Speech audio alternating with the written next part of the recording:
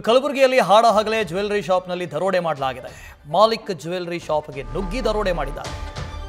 4 ಜನ ಖದೀಮರು ಶಾಪ್ಗೆ ನುಗ್ಗಿ ಗನ್ ತೋರಿಸಿ ದರೋಡೆ ಮಾಡಿದ್ದಾರೆ. ಕಲಬುರಗಿ ನಗರದ ಸರಾಫ್ ಬಜಾರ್ ಏರಿಯಾದಲ್ಲಿ ಘಟನೆ ಆಗಿದೆ.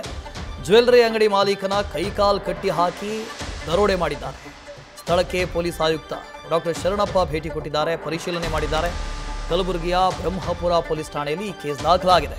ಹಾಡಹಗಲೇ ನಡೆದಿರುವಂತಹ ದರೋಡೆ ಅದು ಮಾಲೀಕನ ಕೈಕಾಲು ಕಟ್ಟಿ ಕಳ್ಳರು ದರೋಡೆ ಮಾಡಿದ್ದಾರೆ. ಗನ್ ತೋರಿಸಿ ನೋಡಿ, ಆ CCTV ದೃಶ್ಯದಲ್ಲಿ ನೋಡ್ತಾ ಇದ್ರಿ. ಬ್ಯಾಗ್ ಎಲ್ಲ ತಗೊಂಡು ಫುಲ್ ಫ್ಲೆಜ್ಡ್ ಆಗಿ ಬರ್ತಾ ಇದ್ದಾರೆ.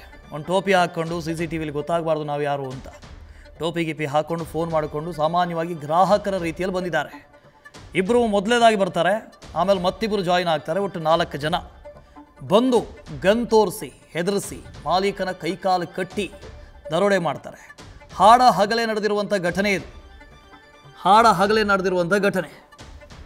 ನೀವು ಅದರಲ್ಲಿ ಟೈಮ್ ಕೂಡ ನೋಡ್ತಾ ಇದ್ದೀರಿ. CCTVಯಲ್ಲಿ ಟೈಮು ಕಾಣಿಸ್ತಾ ಇದೆ. ಮೊದಲನೇ ದೃಶ್ಯದಲ್ಲಿ ಎಂಟ್ರಿ ಆಗ್ತಾ ಇರೋದನ್ನು ನೋಡಿದ್ರಿ. ಎರಡನೇ ದೃಶ್ಯ ನೋಡಿ, ಅಲ್ಲಿಂದ ಎಕ್ಸಿಟ್ ಆಗ್ತಾ ಇದ್ದಾರೆ. ಇದು ಆರೋಪಿ 3. ಆ ಮೊದಲನೇ ದೃಶ್ಯದಲ್ಲಿ ಇವನಿಲ್ಲ, ಆಮೇಲೆ ಬಂದು ಜಾಯ್ನ್ ಆಗಿರ್ತಾನೆ ಅವನು.